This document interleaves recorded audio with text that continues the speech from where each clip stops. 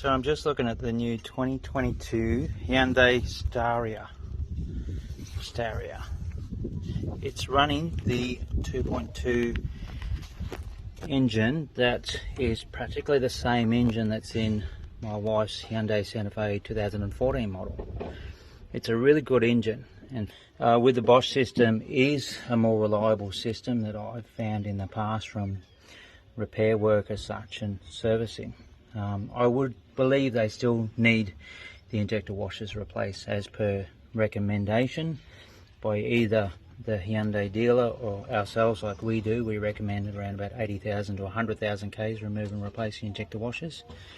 So they're using the Bosch system with a pressure regulator, and we're able to test that regulator very easily enough. We have the specifications on the technical bulletin for the Hyundai and other Bosch applications.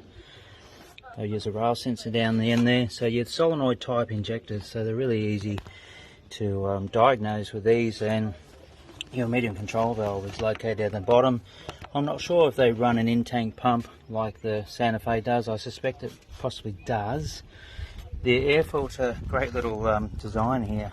You lift this flap here and your air filter's in there. So we're also running a DPF on this. The previous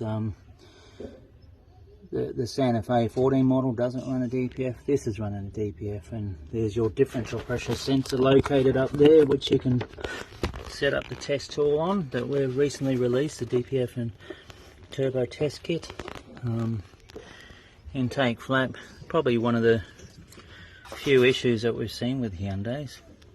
The intercooler, looks like that's the intercooler down there, so front mounted intercooler. This is that's your intercooler down there, so we can see the airbox air tube coming out of there. That's not a bad location really, so I would suspect this front end comes off like most vehicles, most vans these days.